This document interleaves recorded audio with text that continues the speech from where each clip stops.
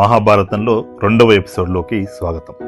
ఈ ఎపిసోడ్లో మనము వ్యాసముని యొక్క జననం ఎలా జరిగిందనే విషయం తెలుసుకుందాం. ముందుగా మాదొక రిక్వెస్ట్, మీరు ఛానల్ సబ్స్క్రైబ్ చేసి వీడియోని లైక్ చేసి మీ అభిప్రాయాలను కామెంట్ రూపంలో తెలియజేయండి. వ్యాసుని జననం.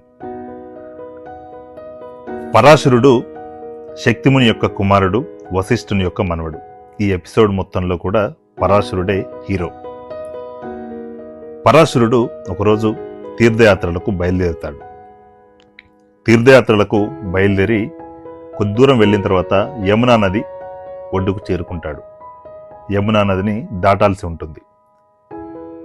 అక్కడ ఒక పడవ నడుపుతూ ఒక అమ్మాయి కనపడుతుంది.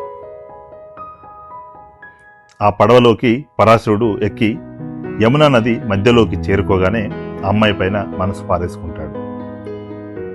మనసు పారేసుకొని అమ్మాయితో ఇలా అంటాడు, నీ అందానికి నేను ముగ్ధుడైపోయాను, నీతో నేను సంభోగించాలనుకుంటున్నాను అని చెప్తాడు. చెప్పగానే ఆ అమ్మాయి ఇలా అంటుంది, నేను ఒక కన్యను, నేను నా కన్యత్వాన్ని పోగొట్టుకోవడానికి సిద్ధంగా లేను. మీరు ఒకవేళ నన్ను ఇష్టపడితే మా నాన్నగారితో మాట్లాడండి, నన్ను పెళ్లి చేసుకోండి అని చెప్తుంది. చెప్పగానే పరాశరుడు ఇలా అంటాడు,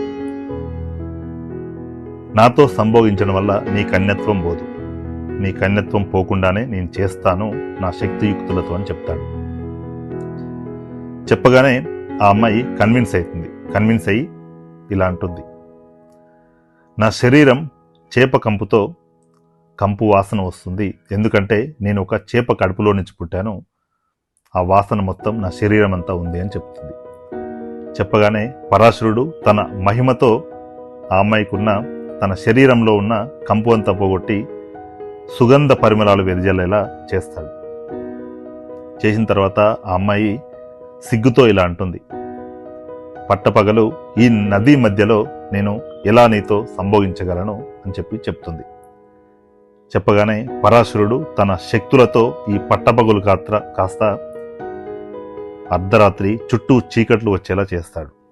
చేసి అక్కడ కృష్ణ ద్వీపం అని ఒక ద్వీపం ఉంటుంది. ఆ ద్వీపంలోకి వెళ్ళి ఇద్దరు రాత్రంతా సుఖిస్తారు.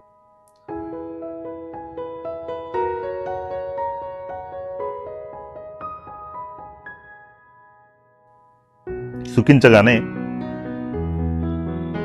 ఆ అమ్మాయికి ప్రెగ్నెన్సీ వస్తుంది, ఒక మగబిడ్డకు జన్మనిస్తుంది. ఒక మగబిడ్డ జన్మించగానే పరాశరుడు అక్కడి నుంచి మళ్ళీ తీర్థయాత్రలకు బయలుదేరుతాడు. తీర్థయాత్రలకు బయలుదేరగానే ఈ మగబిడ్డ కాస్త పెద్దవాడయ్యి తన తల్లితో ఇలా అంటాడు, అమ్మ, నేను కూడా ఈ అడవిలోకి వెళ్ళి తపస్సు చేసుకోవాలి, ఇక నీ నుంచి నేను విడిపోవడానికి సిద్ధంగా ఉన్నాను, నీకెప్పుడు అవసరమైనా నన్ను పిలవండి, మీ ముందు నేను మీ పుత్రునిగా వ్యాసమునిగా మీ ముందు ప్రత్యక్షమవుతాను అని చెప్పి వ్యాసముని అడవుల్లోకి వెళ్ళిపోతాడు. ఇక్కడ ఒక విషయం, మొదటి ఎపిసోడ్లో మనము సత్యవతి గురించి తెలుసుకున్నాం. ఆ సత్యవతే ఇప్పుడు పరాశరునితో కలిసి ఒక మగబిడ్డకు జన్మనిచ్చింది. ఆ సత్యవతి ఒక మత్స్యకారుని యొక్క కుమార్తె. ఆ మత్స్యకారుడే సత్యవతిని పెంచి పెద్ద చేస్తాడు, తన తండ్రికి తోడుగా ఉండి పడవ నడుపుతూ ఉంటుంది. ఇదే క్రమంలో పరాశరునికి దగ్గరై ఒక మగబిడ్డకు జన్మనిచ్చి ఆ మగబిడ్డే ఈరోజు అడవిలోకి వెళ్ళిపోతాడు. అతడే వ్యాసమహామునిగా మనం ఈ ఎపిసోడ్లో చెప్పుకున్నాం.